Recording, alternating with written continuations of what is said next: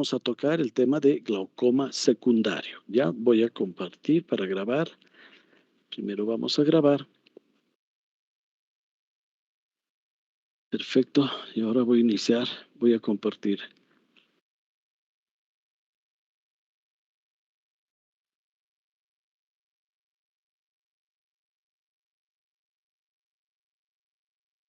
¿Se ve mi pantalla, chicos?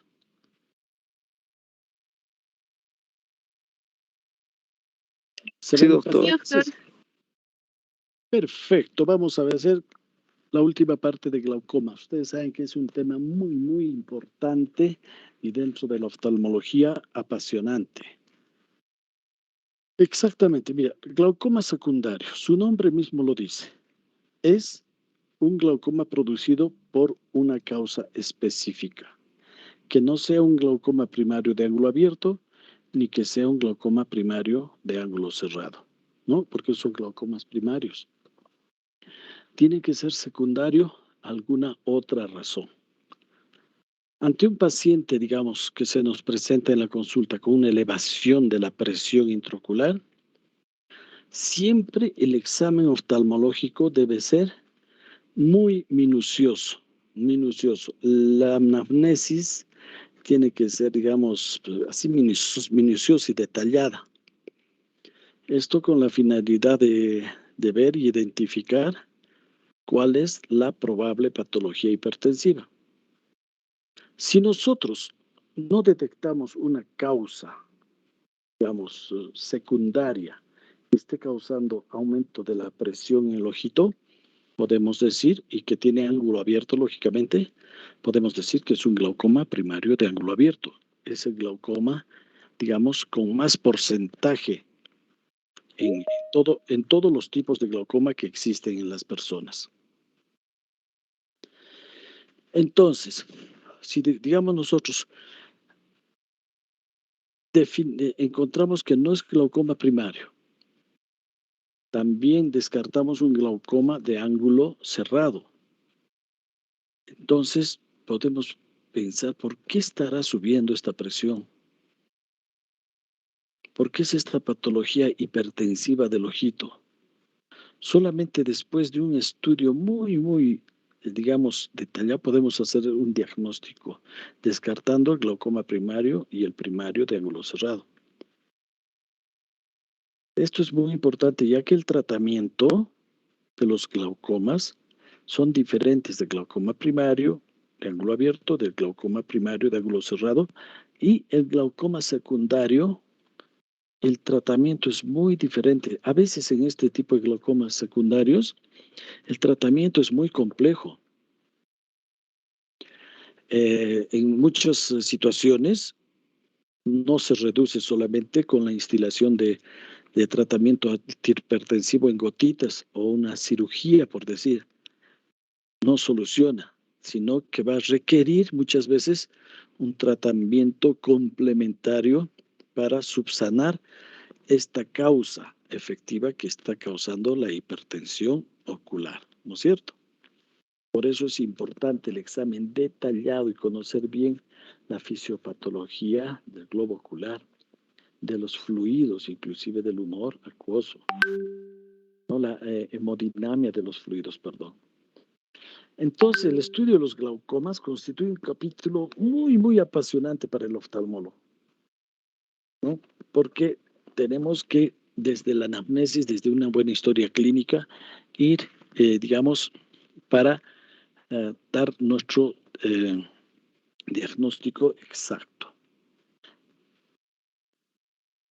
Entonces, ¿cómo definiríamos estos glaucomas secundarios? Como un grupo de entidades clínicas, o sea, también es un síndrome, cuyo único común denominador es el hecho de ser una enfermedad que va a complicar por el aumento de la presión intraocular y que va a dañar las fibras ganglionares del nervio óptico para causar el glaucoma secundario, que no es por causa de un glaucoma primario de ángulo abierto ni un glaucoma cerrado de ángulo abierto. si no existe alguna otra situación, como ya les dije, que induce a la hipertensión intraocular. ¿Comprendido? Bien. Dentro de los glaucomas secundarios vamos a ir enumerando, clasificando. Existe uno que es muy importante, que se llama glaucoma pigmentario. Pero antes que el glaucoma pigmentario, ese SDP es el síndrome de dispersión pigmentaria. Primero tiene que haber un síndrome de dispersión pigmentaria para que haya un glaucoma pigmentario. Entonces, ¿qué significa? Que el síndrome de dispersión pigmentaria y el glaucoma son etapas sucesivas, digamos, de un mismo proceso de la enfermedad o patológico para desarrollar el glaucoma pigmentario. Síndrome de dispersión pigmentaria todavía no es glaucoma, posteriormente ya se va a convertir en glaucoma.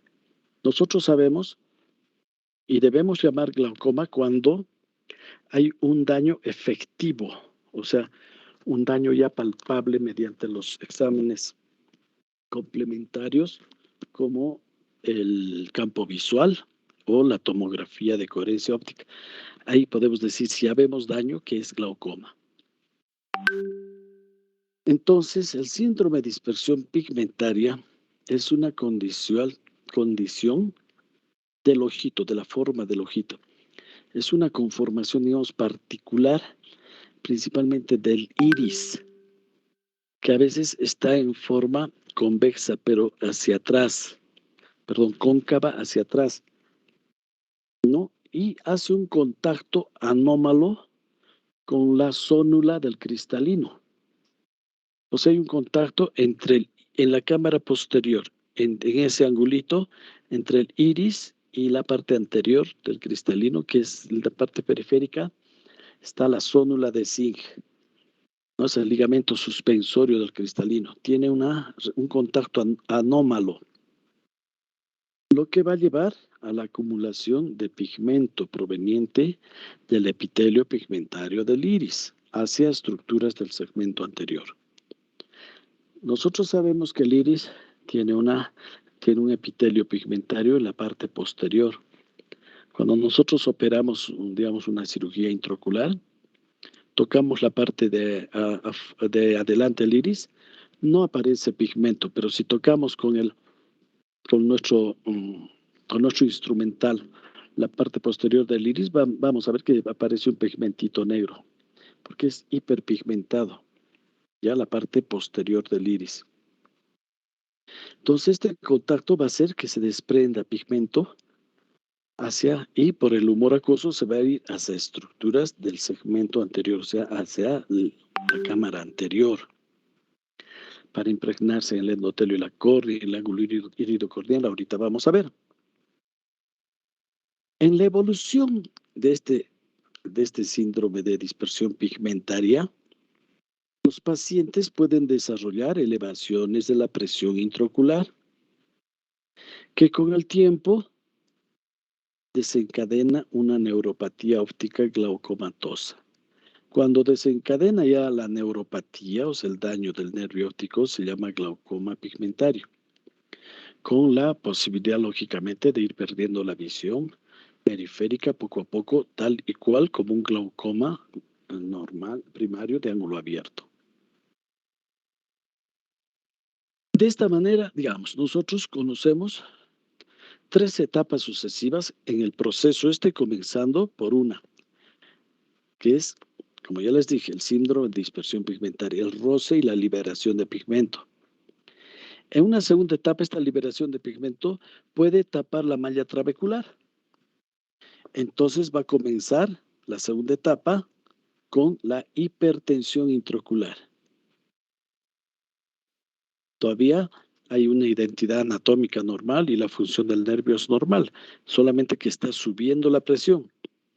Y finalmente la tercera etapa, que cuando ya sube la presión, es el glaucoma pigmentario, cuando ya está afectado el nervio óptico.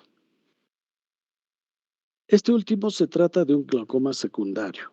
El glaucoma pigmentario es un glaucoma secundario de ángulo abierto, que bueno, característicamente dicen que se da más en jóvenes, ¿no? Miopes, entre la tercera y cuarta edad de vida, y es importante el diagnóstico adecuado. Diagnóstico adecuado, que significa que necesitamos de la tecnología adecuada para ver nosotros este pigmento. Existe una triada clínica del síndrome de dispersión pigmentaria. Entonces, en las diapositivas ustedes van a ver pigmento, dispersión pigmentaria a nivel del ángulo iridocorneal. Ve aquí, aquí también.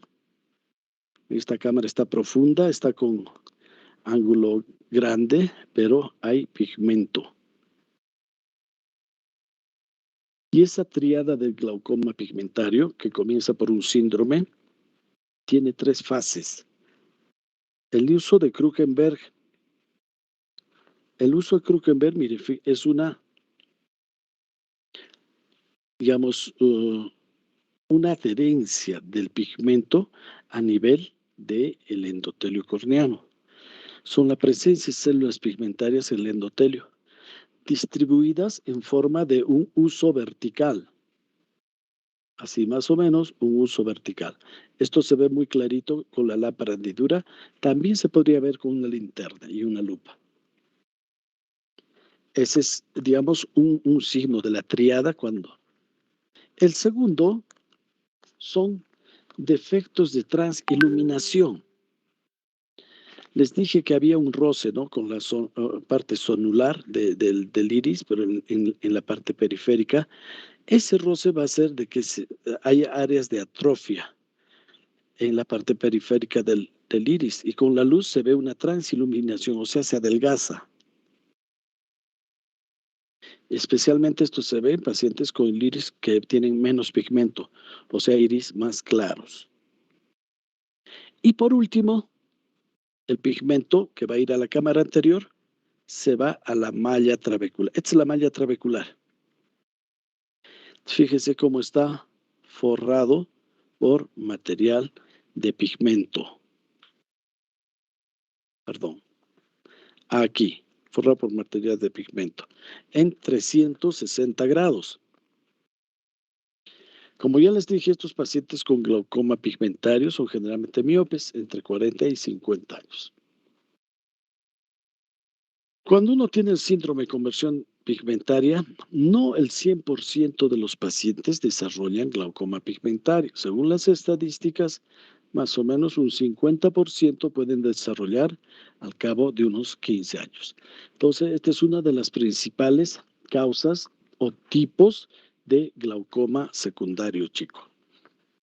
Los cambios, digamos, glaucomatosos a nivel del nervio óptico en este glaucoma pigmentario son exactamente iguales a los cambios en el nervio óptico de un glaucoma primario de ángulo abierto. Entonces se trata de la misma forma, ¿ya? Ahora nos vamos a otro tipo de glaucoma secundario. Glaucoma por pseudoexfoliación. ¿Qué significa exfoliación o pseudoexfoliación? ¿Están viendo aquí alrededor del iris pegadas como estos puntitos blancos? Se trata de células exfoliativas de fibrina, que generalmente salen de la cápsula anterior del cristalino, pues sale también de todas las estructuras que baña el humor acuoso en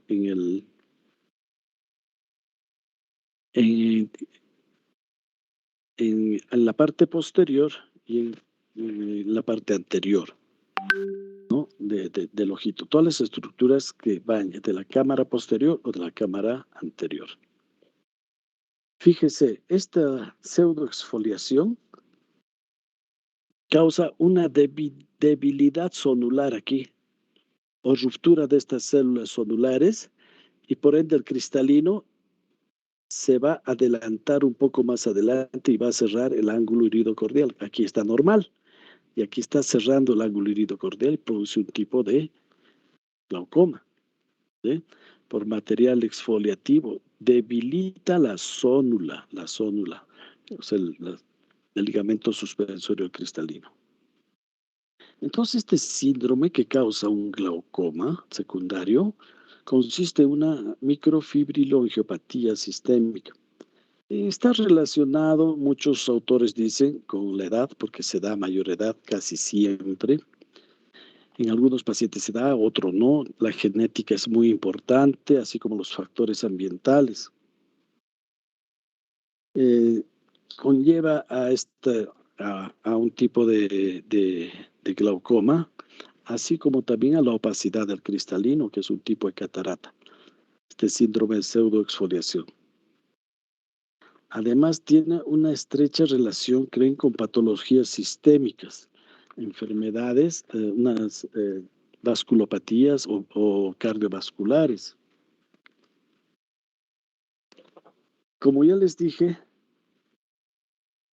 este síndrome de pseudoexfoliación se caracteriza por el depósito de material fibrinógeno extracelular que sale de todas las estructuras que daña el humor acuoso en el segmento anterior. Este material se puede encontrar en la superficie anterior del cristalino. Si hubiera una lente intraocular, también podemos encontrar la lente intraocular. En el borde pupilar, como vemos aquí en la diapositiva. Y es importante en el ángulo iridocorneal, ¿no? Ahí es donde, aparte de, digamos, lo que por esta ruptura de fibras zonulares o debilidad se va el cristalino hacia adelante, también este material fibrinoso va a tapar el trabéculo y por dos razones va a aumentar la presión y causar un glaucoma pseudoexfoliación. Entonces va a aumentar la presión intraocular por un deterioro funcional debido al depósito de material exfoliativo en la malla trabecular. Así como ya les he dicho, por el desplazamiento hacia adelante o anterior del cristalino por la debilidad de la zona. Eso tiene dos razones por las cuales se eleva la presión. Entonces tenemos que reaccionar de diferente manera. ¿Cuál sería la solución? No solamente es de darles gotitas para que baje la presión, sino aquí tenemos que solucionar principalmente retirando el cristalino, haciendo una fasectomía con implante de lente intraocular. Quiere decir que el cristalino mecánicamente ya no va a presionar hacia adelante y tampoco ya no va a tener la cápsula anterior donde se produce la mayor parte de la exfoliación de fibrina. ¿Comprendido, chicos? Bueno, seguimos con los glaucomas secundarios y esta vez vamos a hablar sobre el glaucoma cortisónico, o sea, por ingesta de antiinflamatorios corticoides, que son generalmente los glucocorticoides, ¿no? Son los fármacos frecuentemente utilizados en oftalmología y en medicina general. El uso no bien controlado o monitorizado de corticoides puede traer como consecuencia glaucomas y cataratas. Ya saben ustedes eso, chicos. Incluso la administración tópica, subconjuntival o intravítrea puede causar este tipo de afecciones, glaucoma y cataratas. Hay también, a veces se administra en forma nasal, ¿no? Para ciertos tipos o grados de asma, en forma sistémica. Incluso se ha visto que en forma dermatológica también pueden producir un aumento de la pío. Entonces, este es el único glaucoma secundario que se parece más al glaucoma primario de ángulo abierto. ¿Por qué? Porque dentro del ojito no vamos a encontrar ninguna, digamos, alteración importante como en los otros glaucomas secundarios, como en la dispersión pigmentaria o el glaucoma pigmentario o el glaucoma pseudoexfoliativo que encontramos, digamos, exfoliación y algunas características. En cambio, en este glaucoma cortisona es el que más se parece. Pero la única diferencia está en la anamnesis, en que este paciente, por alguna razón, por alguna enfermedad, está consumiendo corticoides. ¿Listo? Eso nada más. Y el tratamiento definitivo, básicamente, es retirar los corticoides. Si un paciente ya tiene un grado de daño en el nervio óptico, por decir un 30%, corroborado por el campo visual, retiramos los corticoides y ese 30% de daño se queda, porque saben que eso es irreversible, ¿no? Entonces, la idea es retirar lo más antes posible los corticoides, con eso va a bajar la presión. Se cree que esta presión o este glaucoma por corticoides es causado por un aumento en la resistencia, digamos, de la salida del humor acuoso a nivel del trabéculo. Se cree, no está muy, digamos, dilucidado esto. Las células de la malla trabecular tienen receptores para los corticoides y los esteroides actúan sobre estos receptores, alterando, digamos, migración celular y aumenta depósito de algún tipo de células y por ende aumenta la salida del humor acuoso por la malla trabecular. Este es un concepto el más acercado sobre su fisiopatología. Listo, pero como ya les dije, chicos, el tratamiento básicamente es retirar los corticoides y la presión no va a aumentar más. Ahí se termina todo. Después podemos controlar porque podría haber un glaucoma secundario o un glaucoma, digamos, oculto también primario, ¿no? Pero eso es raro. Después otros glaucomas secundarios, cuando hay glaucomas secundarios a sangre en cámara anterior. Mire, yo les he mostrado estas diapositivas porque acá hay, eso se llama hipopio, ¿no? Cuando hay sangre en la cámara anterior. Perdón, ifema. El hipopión es pus o fibrina. Esto se llama ifema. El de la diapositiva de la derecha tiene más o menos un 20%. Por lo tanto, este paciente está en posición supina, o está sentado o parado, por lo que la sangre por gravedad baja y forma un nivel. Entonces tenemos todo el ángulo iridocorneal de esta parte que va a drenar el humor acuoso. Si este paciente lo hacemos echar o el trauma es tan grande que ha llenado al 100%, digamos, este ifema, como en la diapositiva de la derecha, es muy probable que las células sanguíneas, tanto blancas como plaquetas, como glóbulos rojos, tapen completamente el trabeculado y nos causen una hipertensión intraocular importante. En estos casos tenemos que tratar quirúrgicamente para tratar de drenar toda la sangre. También esta sangre con el contacto con el endotelio tiene una impregnación en el endotelio importante que puede dañar con el tiempo si dejamos mucho tiempo. Y si se daña el endotelio, sabemos que no se puede reepitelizar más este endotelio, o sea, no se puede perder la transparencia esa córnea de forma irreversible hasta llegar a realizar un trasplante córnea. Entonces, a estos pacientes, dependiendo del tipo de sangrado o la cantidad o el porcentaje sangrado, digamos, si no le ocluye todo el ojo, como el de la izquierda, esa sangre por lo general se reabsorbe cuando es 30, 40 o hasta un 50%. Pero el paciente tiene que dormir semisentado, 3 almohadas, tratar de no echarse totalmente y que se disperse en toda la cámara anterior la sangre. Esa es la forma. Bueno, ahora vemos glaucoma neovascular. Este es un glaucoma que generalmente es por un proceso ya terminal de una injuria oftalmológica isquémica, que principalmente se da a nivel de la retina y la coroides. Las retinopatías diabéticas, las retinopatías hipertensivas complicadas.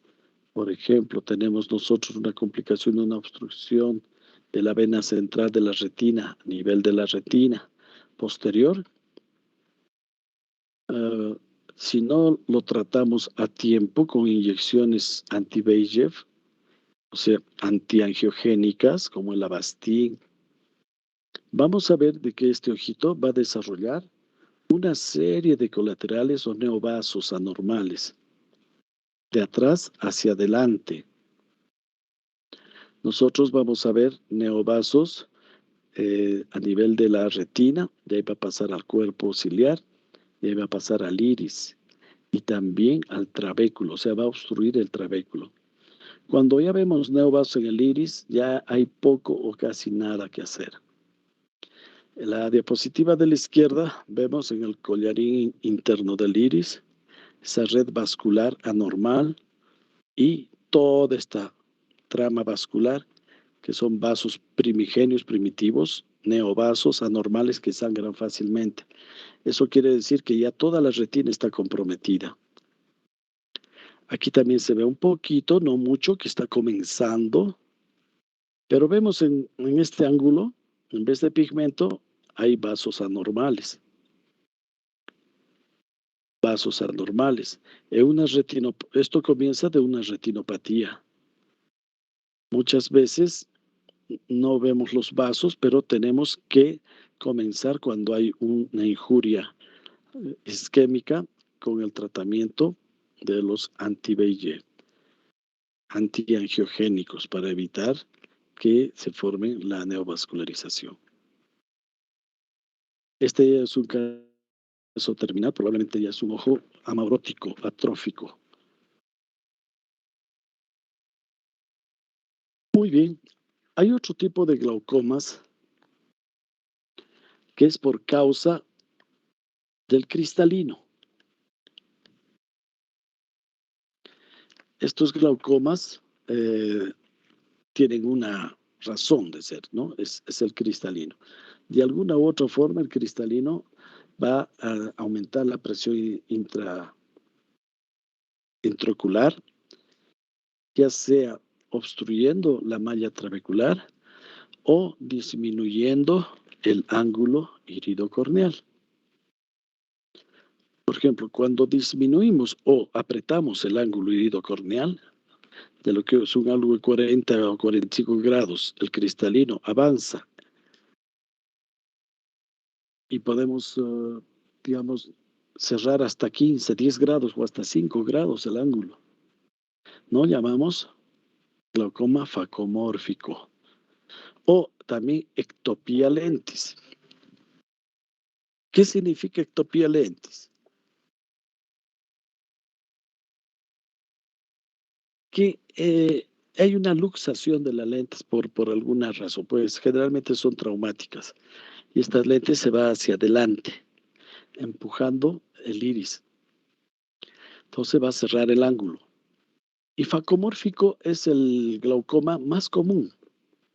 ¿Por qué? Porque como ya les había dicho antes, cuando comienza una catarata, cuando está en sus etapas iniciales, lógicamente baja la visión de distancia, lo opaca, pero va a aumentar la visión de cerca. ¿Por qué? Porque el lente se hace más bicóncavo, o sea, se abomba, su distancia anteroposterior aumenta. Eso significa que va a empujar también el iris hacia adelante. Entonces, por su forma fagomórfico, como dice bien el nombre, está limitando o está cerrando un poco, está estrechando el ángulo. Entonces, es un tipo de glaucoma secundario. Esto también se soluciona retirando el cristalino y en la medida de nuestras posibilidades colocando una lente intraocular. Y ya está solucionado. Y el glaucoma de ángulo abierto, cuando por, digamos, no cierra el ángulo el cristalino, es el glaucoma de ángulo facolítico. ¿Qué significa? Que sin necesidad de que haya un glaucoma pseudoexfoliativo, hay células y proteínas a nivel de partículas del cristalino que también se van a desprender cuando el cristalino es un poquito viejo, degenerado, no necesariamente muy cataratoso, que se desprenden, incluso a nivel de la célula también se desprenden, dan la vuelta por la pupila a la cámara anterior y cierran el ángulo, la malla trabecular, el ángulo iridocordial. También el tratamiento, como todos estos son inducidos por el cristalino, el tratamiento es retirar el cristalino y con eso hemos solucionado el problema, chicos. ¿Sí? Creo que estos, ahí está, facolítico, mira, este es esta es la cápsula anterior, de aquí se desprenden células, facomórfico está empujando el ángulo iridocordial y cuando se disloca la lente, una luxación de lente, mira, se ve como una media luna. Esta es la ectopía lentes que puede causar glaucoma también, aumentando la presión. Y nosotros decimos, ¿por qué a este nivel porque a este nivel cuando se luxa la lente protruye un poco el humor vítreo? El humor vítreo evita que pase el humor acuoso, porque el humor vítreo es como gelatinoso. Entonces, aumenta la presión definitivamente. Otro glaucoma. Ya hemos tocado con algunos grupos los temas de uveitis. Es importantísimo el glaucoma por uveitis, ¿no? El aumento de la presión intraocular se puede dar por dos razones en la uveitis. Uno, sabemos que es una inflamación, una iridociclitis, que significa una inflamación del cuerpo ciliar y del iris. Entonces, existen células flotando en el aire, eso llamamos flare positivo, incluso hasta proteínas. Las células inflamatorias es Tindal positivo, perdón, Tindal, las proteínas se llama flare. Y todos este tipo de células pueden, y por la inflamación puede impregnarse en la malla trabecular y así disminuir el flujo normal del humor acuoso, por ende aumenta la presión. Pero a diferencia del glaucoma de ángulo cerrado, no aumenta tanto, aumenta un poco. Como nosotros sabemos, la mayoría o la gran de las uveitis, principalmente anteriores, se resuelven con corticoides, no necesariamente tópicos, sino sistémicos. Entonces, los corticoides también tienen, como ya hemos visto, el glaucoma cortisónico, aumentar la presión. Entonces, cuando una presión por uveitis está alta, muchas veces tenemos que dilucidar si realmente está viendo la presión por las células inflamatorias o son los corticoides. Para eso está la lámpara de hendidura. Si nosotros vemos la presión un poco alta y en la cámara anterior vemos que el humor acuoso está limpio, sin células, sin proteínas, sin material inflamatorio, entonces la presión está causada por los corticoides. Si nosotros vemos todavía material inflamatorio, está causada por la enfermedad propiamente base, ¿no? Que es la uveitis. Entonces, hay que tener mucho cuidado, ¿no? Definitivamente tenemos que dar antihipertensivos oculares y ir bajando de a pocos los corticoides, dar dosis de ataque al comienzo, ir bajando paulatinamente hasta quedar con dosis primarias de mantenimiento y o cambiar a un antiinflamatorio no corticoide, un INEX, que también para mantención, porque también nos va a ir bien. Muy bien. Ahí está, ¿qué dirán? El glaucoma congénito, chicos.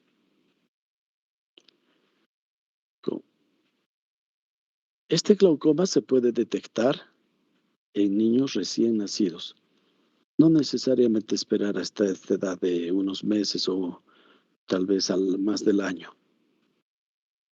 Como vemos, tienen córneas grandes, ¿no? En un niño recién nacido con córneas grandes, tenemos que parar las orejas, siempre para descartar de que podría ser un glaucoma congénito. Existe una triada, que eso es importante. Megalocornia. Cuando protruye un poquito más, se llama buftalmus, pero la triada es megalocornia. ¿Listo?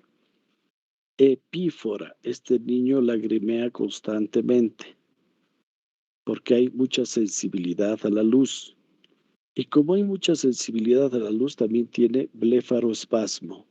Entonces la triada, megalocornia, epífora y blefaroespasmo. Eso lo podemos detectar incluso en niños recién nacidos, ¿no? Fíjense cómo la presión del ojito en este niño, en su ojito izquierdo y en el otro niño también, en sus dos ojos, que parece un recién nacido, ha hecho que se edematice la córnea y pierda su transparencia. Entonces, estos niños potencialmente, si no reaccionamos a tiempo, porque el tratamiento es quirúrgico, se hace una trabeculotomía, porque genéticamente está cerrado el trabéculo, no se ha abierto. Entonces nosotros podemos hacer con láser o mecánicamente abrir el trabéculo de alguna forma y que pueda drenar el humor acuoso. Estos niños por lo general quedan con una visión subnormal, o sea, no, su visión no es normal. Pero es importante que ustedes sepan que si un niño ve con el ojito aparentemente más grande o la córnea de mayor diámetro, debemos de sospechar el glaucoma congénito. Si hay la epífora, ¿no? Le chorrean las lagrimitas y a la luz es intolerante, entonces esa es la triada del glaucoma congénito. ¿Listo? Muy bien. Eso es todo, chicos. Ya hemos terminado glaucoma. ¿Alguna pregunta para seguir con la exposición de vuestra compañera de un tema también que es importante, no deja de ser importante, que es la inflamación de la esclera y la epiesclera? Está bien, doctor. ¿Lo puedo presentar, no? Por favor.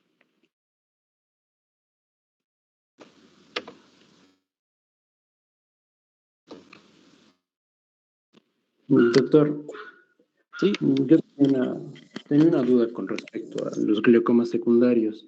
dime, Julo. También se puede considerar como un glaucoma secundario algún glaucoma postraumático. Sí, sí, papá. Leí que en estos casos la presión intraocular puede llegar a aumentar. Ni bien pase el evento traumático, incluso puede pasar hasta años, hasta que recién se aumente la presión intraocular.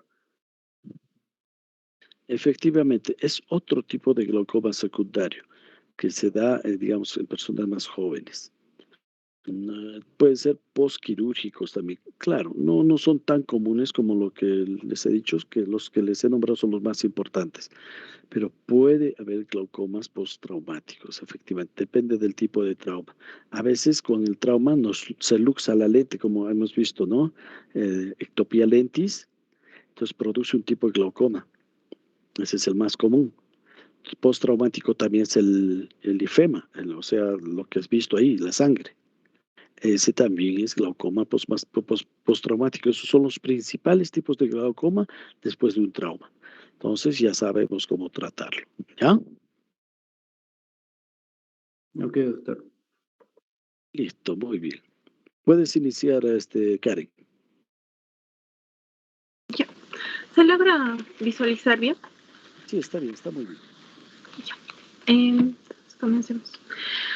Doctor, compañeros, tengan ustedes una bonita tarde. Espero que estén teniendo una bonita tarde.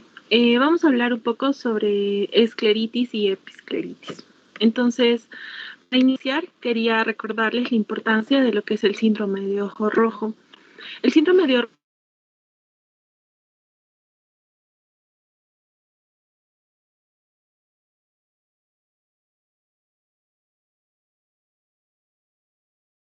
¿Qué pasó? No, no se te escucha, Karen.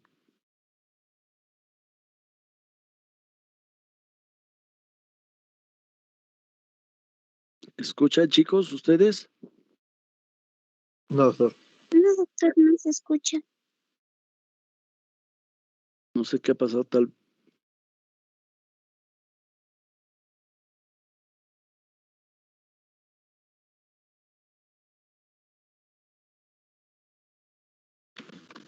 ¿Me escuchan? Perdón. Ahora sí, creo. está bien. Me fui, perdónenme. Ok, ya, continuamos. Perdón. Ya, les hablaba del síndrome de ojo rojo. Entonces, esto va a constituir una de las primeras causas de consulta relacionadas a oftalmología o en atención primaria relacionada a oftalmología. Entonces, no olvidarnos que muchas de las patologías que ya hemos visto tienen como característica el ojo rojo. ¿Dónde recae la clave? Que nosotros recordemos cuáles son los signos diferenciales o los síntomas que nos ayuden a diferenciar de patología en patología. ¿Cuáles son los signos de una conjuntivitis o de un glaucoma? Entonces, lo que tendríamos que recordar para entender la importancia es, primero la pregunta, ¿no? Cuando vemos un ojo rojo, es doloroso, si hay miosis o midriasis asociada al ojo rojo, si existe secreción o si hay síntomas sistémicos asociados, que nos den un panorama mucho más amplio y nos ayuden a hacer un diagnóstico mucho más apropiado y más rápido también, ¿no?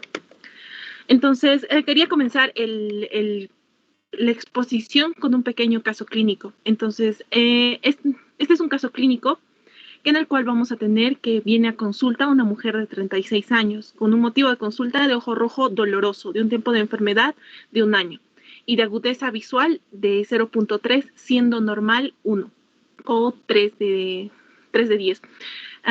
Entonces, la presentación del ojo rojo es como la que vemos en las imágenes, es un ojo completamente hiperémico y tiene una úlcera en el medio nasal, o bueno, perdón, en la mitad nasal, y está asociado a dolor. Entonces, no sé si tienen algunas preguntas para hacerlo un poco más interactivo. Preguntas, chicos, preguntas.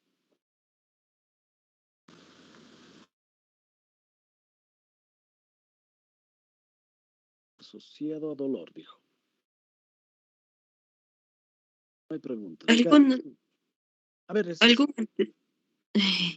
¿Algún antecedente que haya tenido tal vez la paciente relacionado en este caso propiamente al ojo, ¿no? más bien yo diría algún antecedente sistémico. A ver, de repente, vamos a ver, está también bien relacionado al ojo, Alexandra. Perdón, ¿pueden repetirme la pregunta, por favor? Es que no se me fue el internet. Estoy teniendo problemas.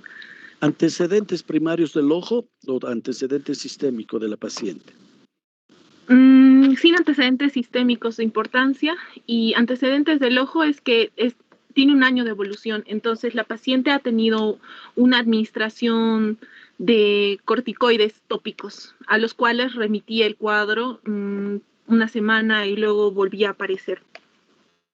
No tiene otro antecedente del ojo, o sea, está así durante 1 año. Sistémicos, ninguno de importancia.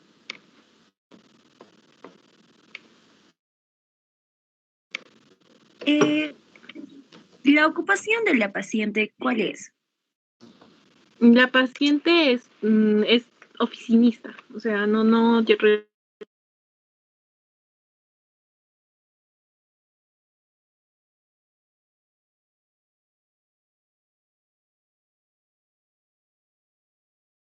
Se le escucha, Karen. No se escucha, doctor.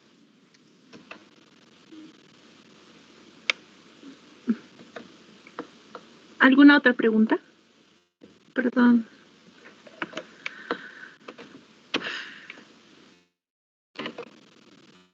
Sí, yo. ¿El inicio fue insidioso o brusco? ¿Cómo fue? Ya, el inicio ha sido con el tiempo, se podría decir, con el motivo de la evolución, ha sido insidioso, porque ha comenzado como un ojo rojo, con un ligero dolor y se ha ido incrementando hasta el momento de tener esta úlcera. Ha sido progresivo.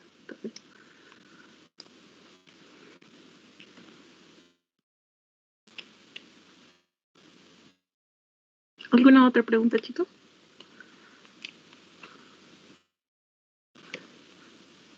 Bien, puedes continuar, Karen. Ya, listo. Entonces, vamos a recordar un poco de qué es la esclera. La esclera va a conformar... Comparte tus perdón. diapositivas, no las vemos. Perdón. Ya. Sí, las pueden ver, ¿verdad? Sí, ahora sí. Ahora sí.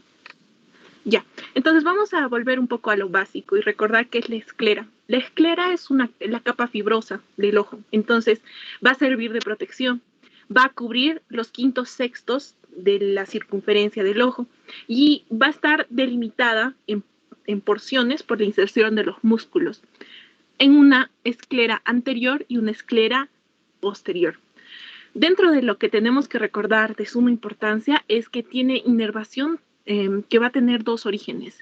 Para la anterior va a ser una rama de la nasociliar, va a provenir de la rama 1 de la oftálmica. Entonces, es una rama de la nasociliar, del trigémino, perdón. Y esto, a su vez, la nasociliar va a brindar inervación a los senos paranasales, aparte del frontal. Entonces, da sensibilidad a toda esta parte.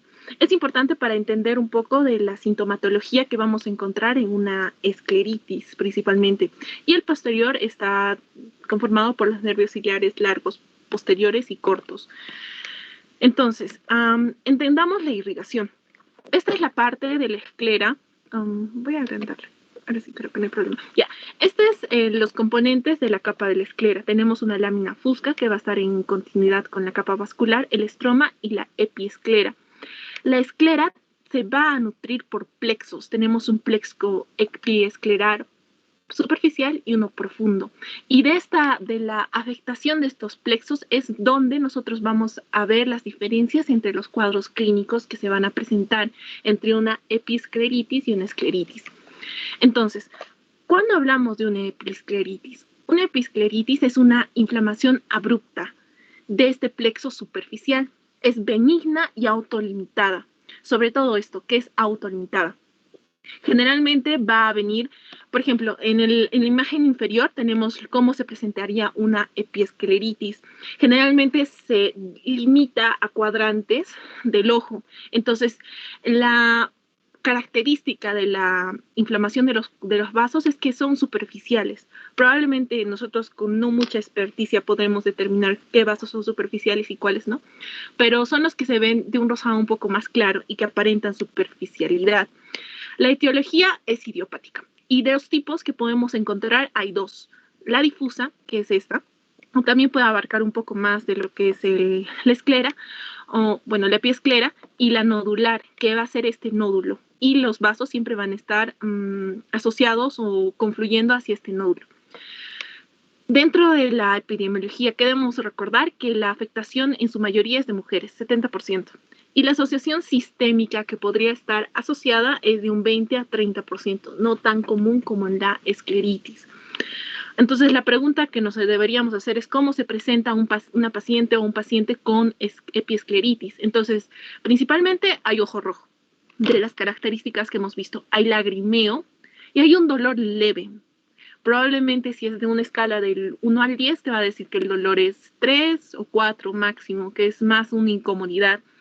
Y sobre todo no hay compromiso de la agudeza visual. Ese no debería ser un motivo de consulta. Si es que hay un compromiso de la agudeza visual, nosotros dejamos de pensar en escleritis y comenzamos a pensar en otra entidad. A diferencia de la escleritis. Entonces, la escleritis es una enfermedad inflamatoria de la esclera. Esta diferencia es sumamente dolorosa y el dolor es particular. Como hemos visto, la inervación de la esclera anterior se va a dar por la nasociliar y como les mencioné, la nasociliar va no solo inervar eso, sino va a inervar los senos paranasales, toda la parte frontal. Entonces, generalmente el dolor no es localizado al ojo, sino es como una cefalea frontal. que es sumamente dolorosa, y con el tiempo una escleritis no tratada es bastante destructiva. Ahora, 50% está asociado a enfermedades autoinmunes. Esto va a variar mucho según el subtipo de escleritis del cual estemos hablando. Es mucho más frecuente en mujeres en edad de 40 a 67 años, mujeres de mediana edad, y el 7% puede ser infecciosa. No tenemos que dejar de lado las infecciones, sin embargo, es mucho menos frecuente. Y cuando hablamos de una infección, a veces sí, cuando es la parte anterior, puede estar asociada a trauma. También podría estar asociada a enfermedades como sífilis o como TBC. Así que no está de más cuando nosotros no estamos muy seguros de cuál es la causa, tomar exámenes que puedan descartar estas enfermedades. En la parte inferior izquierda vamos a tener a lo que es la clasificación de Watson de 1976, en el cual vamos a ver la clasificación de la escleritis y la epiescleritis. Como hablamos, la epiescleritis puede ser difusa o nodular, mientras que en la escleritis tenemos una clasificación según al espacio o a la porción que está afectando. ¿Es anterior o es posterior? Y dentro de las anteriores tenemos también las que vienen con necrotización o son necrotizantes o las que no son necrotizantes. Ahora, el compromiso sistémico generalmente está en un promedio asociado al 50%, pero esto, como les mencioné, varía según el subtipo. Si hablamos de una escleritis anterior no necrotizante difusa, la más común, casi el 70% de las escleritis, hablamos que hay una presentación, una asociación sistémica del 13 al 45%. Si es una anterior no necrotizante nodular, del 28 al 50%. Si hablamos de necrotizantes con inflamación, del 50 al 95%. Y si son escleritis anteriores necrotizantes sin inflamación o también llamadas escleromalacias, la asociación es casi del 100%, 90 a 100%, mientras que las escleritis posteriores están asociadas de 6 a 16%. Este es un cuadro de un estudio de Cortes que se ha realizado en 12 años, donde podemos ver la frecuencia en las cuales se presentan las escleritis o los subtipos, siendo la principal la difusa, en 75%, seguido por la nodular, posteriormente seguido por la posterior y la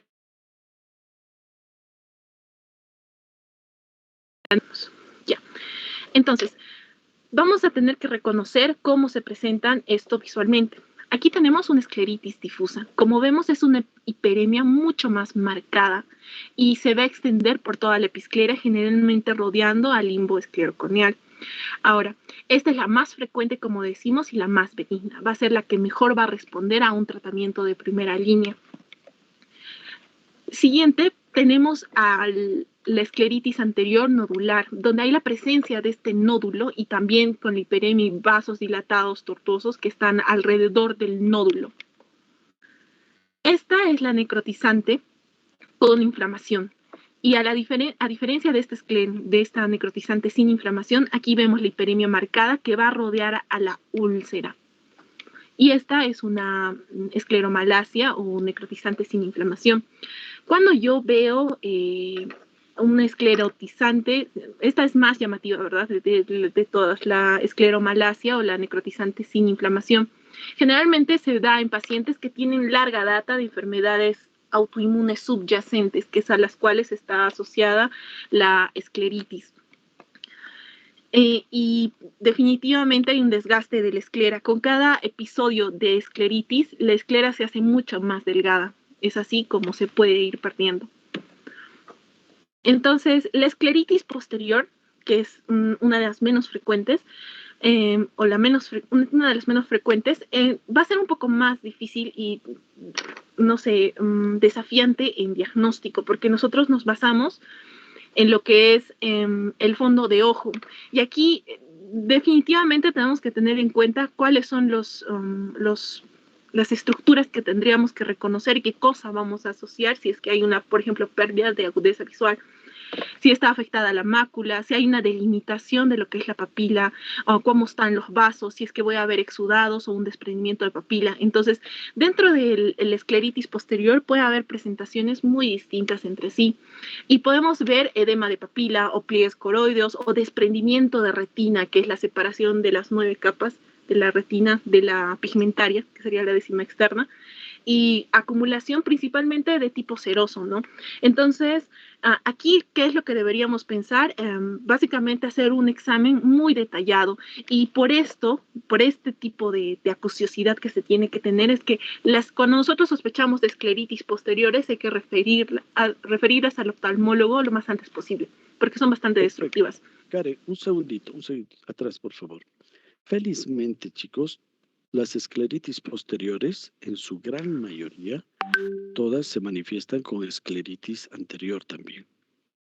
Una escleritis comienza adelante y se va a ir hasta la parte posterior. Entonces, si diagnosticamos una escleritis y vemos la hiperemia que no termina normalmente y se va más atrás, podemos pensar en una escleritis posterior y hacer un diagnóstico fundoscópico con ese antecedente. Pero lo importante es que la escleritis la diagnostiquen adelante, porque va a ser muy difícil que hagan un examen de fondo de ojo para diagnosticar directamente una escleritis posterior, como dijo Karen. Sigue, por favor. Ya. Entonces, esto es importante tenerlo en cuenta. La escleritis probablemente se considera la caja de Pandora, o el iceberg, porque nosotros estamos viendo la parte oftalmológica, pero en su gran mayoría, como les mencioné, hay asociación sistémica, entonces no estamos viendo todo lo que está detrás. Hay cuadros en los cuales es mucho más evidente, donde encontramos sintomatología autoinmune y pueden guiarnos hacia el diagnóstico más sencillo, pero en otros no encontramos tanta evidencia de una enfermedad sistémica. Y generalmente no hay que pensar que la escleritis está aislada, generalmente está asociada a algo. Entonces, en este estudio, donde vamos a ver la escleritis y su asociación hacia enfermedades autoinmunes, vamos a ver la frecuencia o la enfermedad a la cual está más asociada, a la cabeza, artritis reumatoide, siguiendo por vasculitis sistémicas, las enfermedades infecciosas, artritis seronegativas y otras enfermedades. Entonces, aquí lo importante es que tenemos que recordar que la escleritis no es una enfermedad que se presente aislada. Entonces, cuando viene una paciente, por ejemplo, viene una paciente con deformidad articular y viene con el ojo rojo, hacemos el diagnóstico de escleritis, pero se nos olvida esta parte de que haya una asociación sistémica. Yo puedo resolver el cuadro ocular recetándole agentes tópicos y probablemente ceda, pero lo importante aquí es recordar que no estás eliminando la causa. El tratamiento no está completo. Es así que la siguiente vez o la siguiente recaída, porque estas escleritis son bastante recurrentes si no hay un control adecuado o sistémico, va a ser mucho más resistente al tratamiento y probablemente ya va a haber daño de la esclera, porque con cada episodio la esclera se daña más. Entonces es importante que nosotros al momento de identificar una escleritis podamos determinar también cuál es la enfermedad subyacente o hacer las referencias adecuadas para que se determine cuál es la causa de esto. Siempre hay que encontrar la causa. ¿Y cómo se presenta una escleritis? Al ser parte del síndrome de ojo rojo, principalmente ojo rojo. También puede haber lagrimeo. La diferencia es que vamos a encontrar algunas veces fotofobia, el dolor que ya les mencioné que es sumamente característico, el adelgazamiento de la esclera, si ha habido episodios anteriores de escleritis que han remitido. Y esto sería recurrencia, ¿verdad? ¿Y cómo nos damos cuenta? Porque la esclera toma un tono medio azulado. Eso nos habla de que hay un adelgazamiento de la esclera. Y sobre todo, también una bandera roja que deberíamos considerar es que si el ojo rojo viene con compromiso de la agudeza visual. Entonces, hablemos del diagnóstico. Para el diagnóstico es importante que nosotros podamos,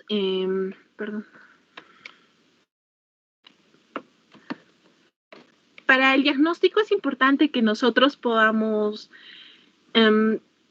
explorar al paciente desde el ingreso a consulta. Eso quiere decir que nosotros cuando ya veamos al paciente tenemos que hacer un examen ectoscópico para determinar cuáles son las características. Por ejemplo, una paciente que es córtico dependiente utiliza corticoides para disminuir estos episodios de escleritis y que ha visto que le funcionan, pero últimamente no le están funcionando y está sobremedicada, probablemente esté desarrollando un síndrome de Cushing. Entonces, por ejemplo, esta paciente viene ya con su síndrome de Cushing, viene viene es una córtico-dependiente con una nariz sencilla de montar. Entonces ya nos orienta a pensar de que esto no solo es una patología netamente ocular, sino que es una patología asociada sistémica. Ahora, veo a esta paciente que tiene ojo rojo, digamos, es una nodular, no se ve bien, pero parece una nodular, y vemos que tiene también deformidades articulares. Entonces tengo que pensar qué asociación o qué enfermedades estoy tratando de ver. Entonces tenemos que ver el cuadro completo, no solo enfocarnos en la parte ocular. Para hacer el diagnóstico podemos valernos de herramientas. En este caso, la semiología es sumamente importante, hacer una historia detallada de cuáles son las enfermedades que ha tenido la asociación sistémica. Por ejemplo, si es que yo estoy hablando de una granulomatosis de Wegener, tengo que saber si ha habido antecedentes de atopía, de alergias, si ha tenido otro tipo de enfermedades, o sea, todos los antecedentes que me puedan guiar o que yo piense que están mayormente asociados, tengo que descartarlos o anotarlos o tenerlos en cuenta. Si hablamos de una escleritis que ya es posterior, podemos hacernos, en oftalmología se valen de herramientas. Uno es el fondo de ojo. Hacer un buen fondo de ojo te determina si es que hay desprendimiento de retina, si hay exudados, si hay hemorragias o microhemorragias. Pero también hay otras herramientas como el CTO o la tomografía de concordancia óptica, en la cual vamos a ver netamente las capas de la retina y si hay un desprendimiento. Si hay un desprendimiento, hay un aumento del espesor. Entonces, eso nos da cuenta de lo que es el grado de inflamación. Ahora, también podemos hacer un ultrasonido, donde por la dilatación del espacio subtenoniano podemos ver este signo que es clásico, que es el signo de T. O quizás, si es que ya estamos pensando que hay una afectación mucho más grande, podemos ver, por ejemplo, utilizar otros tipos de herramientas, como por ejemplo tomografías o resonancias magnéticas. Nunca debemos olvidarnos que esto tiene que ser secuenciado. O sea, yo al encontrar una escleritis, no puedo pedir directamente, no sé, el CTO, sino tiene que estar bastante escalonado y para que sea también direccionado. Entonces, ¿cómo sería el manejo, no? ¿O cuál sería el manejo? Lo principal es ver en qué nivel de atención estamos. ¿Qué pasa si es que yo, en el primer nivel, por ejemplo, en mi posta del serum, viene una paciente y la cual yo estoy sospechando de escleritis u epiescleritis? Si no tenemos mucha experticia, es muy difícil determinar si es una epiescleritis o una escleritis. Entonces, para sacarnos de dudas, existe un test, el test de fenilefrina al 2.5%. Esto lo que va a causar es la constricción o la vasoconstricción del plexo superficial. Entonces, si desaparece, hablábamos de una epiescleritis. Y si no desaparece y continúa, estamos hablando de una escleritis. A esto debemos aumentarles los exámenes que nosotros con los cuales contemos a la mano. Puede ser un hemograma completo, un examen de orina, glucosa, urea, creatinina, los reactantes de fase aguda del PCR y el BSG, que nos van a dar una idea si es que también es una enfermedad, si tiene una enfermedad autoinmune de base y si está en una llamarada. Ahora, si estamos en segundo nivel, la evaluación se hace mucho más completa, porque no solo vamos a ver la esclera, sino vamos a ver las estructuras adyacentes para ver si hay un compromiso mucho más avanzado. Podemos ver la presión intraocular, la córnea, la uvea. En 40% de los casos se puede presentar un aumento de la presión intraocular. Podemos pedir pruebas mucho más específicas que nos ayuden a direccionar el diagnóstico a una enfermedad ya con nombre y apellido, como el factor reumatoideo, el ANA, el ANCA, que nos va a direccionar el diagnóstico y ya pues nos va a dar la enfermedad y cuáles son las causas que está teniendo. Ahora, el tratamiento es muy... Un momentito, perfecto, pero siempre en este segundo nivel, por más que esté en un hospital, digamos, de tercer o cuarto nivel, siempre realizar el test de la fenilefrina. Ustedes van a tener desde una posta hasta cualquier nivel. Ese test es importante, chicos. Sigue, por favor. Ya. Entonces, el tratamiento es multidisciplinario. Al ser una enfermedad que tiene componente sistémico, nosotros tenemos que trabajar en concordancia con 3 disciplinas importantes. Medicina interna, si es que se encuentra en una fase aguda de una enfermedad autoinmune que pueda controlar la enfermedad con pulsos. Oftalmología, para ver el grado de compromiso de la agudeza visual o el grado del compromiso de las estructuras adyacentes o de la misma esclera. Y reumatología, para que le dé un tratamiento de base que pueda controlar la enfermedad sistémica en general y ya no hayan este tipo de presentaciones oculares. Como mencioné, es importante que si nosotros estamos sospechando que tenemos una escleritis anterior que tiene compromiso posterior, debamos referir inmediatamente al oftalmólogo porque hay compromiso severo. Puede haber pérdida de agudeza visual y puede haber otro tipo de compromisos que son más deleterios. Ya. Y entonces el tratamiento. Dentro del tratamiento nosotros tenemos una primera línea que generalmente va a ser tópico. El acetato de prednisolona o AINES tiene 48% de éxito en escleritis o epiescleritis. En epiescleritis en todas, pero generalmente las epiescleritis se autolimitan. Sin embargo, las escleritis difusas en 48% responden muy bien a este tratamiento. Pero ¿qué pasa si me encuentro con otro tipo de escleritis? Una escleritis nodular que es un poco refractaria a tratamiento, si ya me encuentro con una posterior o con una necrotizante, entonces ya veo otras escalas de tratamiento. La primera es las inyecciones subconjuntivales a esteroides. Si no cede y ya vemos que estamos hablando de una enfermedad que tiene compromiso sistémico, que está en una llamarada, hablamos de ya controlarlo con corticoides a grandes dosis, prednisona de 40 a 60 miligramos por día o directamente pulsos, que van a tener una duración corta de 3 días, solo para controlar el episodio agudo. Y se puede complementar con ciclofosfamida u otro tipo de tratamientos que puedan controlar la enfermedad. También podemos utilizar metrotexate o micofenolato. Generalmente están asociadas en la continuación de tratamiento con estos medicamentos a necrotizantes y a resistentes o a recidivantes. Entonces, volviendo al caso clínico. Entonces tenemos a la mujer de 33 años con el ojo rojo doloroso, un tiempo de enfermedad de 1 año y una agudeza visual de 0.3. ¿Qué esperarías encontrar y qué exámenes pedirías? ¿Qué exámenes pediríamos? ¿Alguien quiere ayudarnos con esta parte? A ver, chicos. Podríamos hacerle el test de fenilefrina. Ya, podríamos hacer el test de fenilefrina. Sí, sería lo más adecuado, pero si te das cuenta, aquí ya tiene una úlcera. Entonces, las episcleritis no causan úlceras. La afectación es del plexo superficial. O sea, esto te está gritando escleritis. Sin embargo, si viene cualquier otro tipo de ojo rojo, sería lo más adecuado hacer el test de fenilefrina. Ya. Otro tipo de exámenes que también deberíamos pedir en primer nivel serían los que sean más sencillos de encontrar, ¿no? Hemograma, restantes de fase aguda, un examen de orina, una radiografía de tórax, quizás, si es que estoy sospechando de una autoinmune, ¿verdad?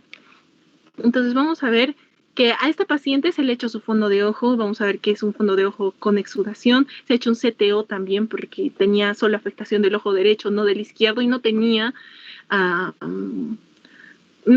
afectación sistémica, y sobre todo se le ha hecho el CTO porque había un compromiso de agudeza visual, o sea, tenía 0.3, estamos hablando que casi a dedos.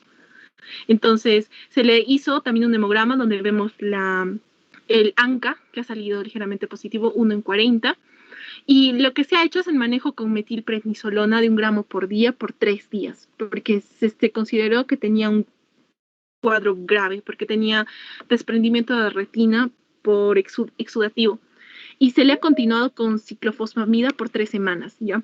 Entonces, a las 3 semanas, ya al ver estos bordes medio blanquecinos alrededor de la úlcera, lo que vamos a ver es que hay un proceso de cicatrización. Entonces, el cuadro estaba cediendo.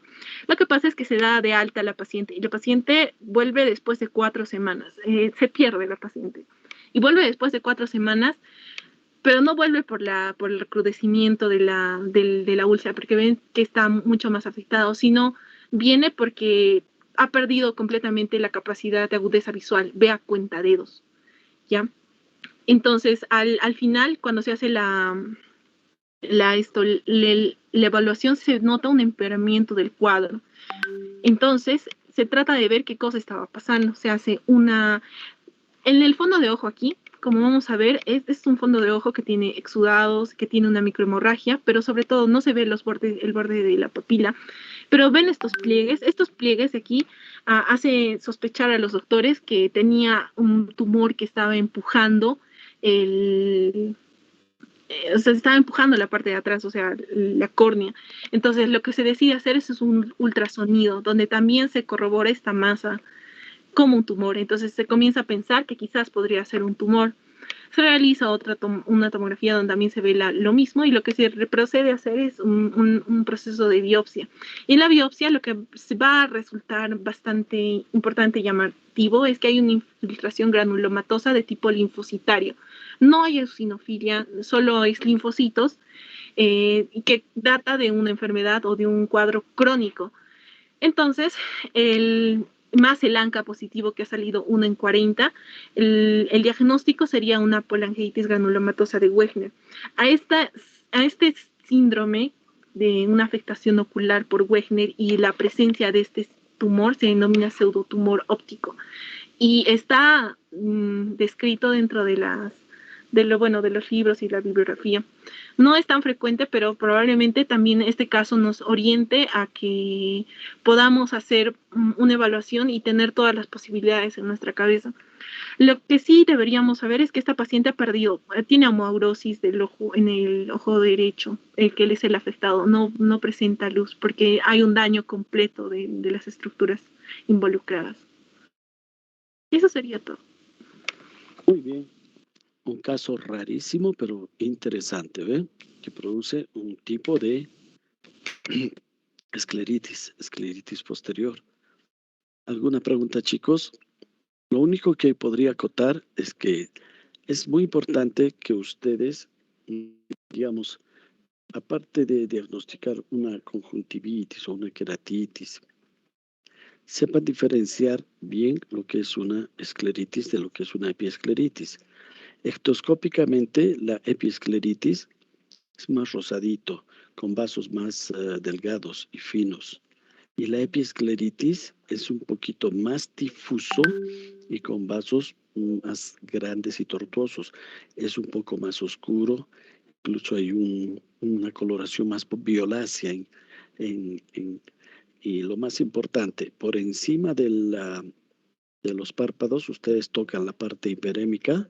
La epiescleritis no duele, pero la escleritis sí duele. Las conjuntivitis tampoco no duelen, ¿ya? La escleritis sí duele. El tratamiento, como ya saben, es totalmente diferente. Entonces, por el aspecto, por el dolor y por el test de la fenilefrina, podemos diagnosticar, o sea, hacer el diagnóstico diferencial fácilmente. Muy bien, ¿alguna pregunta, chicos? Gracias, Karen, por tu presentación. Has hecho una muy buena investigación.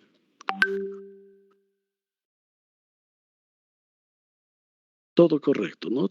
Creo que está claro. Bastante didáctico nos ha presentado Karen. Entonces, que tengan una buena tarde, chicos. Ya son las 4 de la tarde. Tengo bonita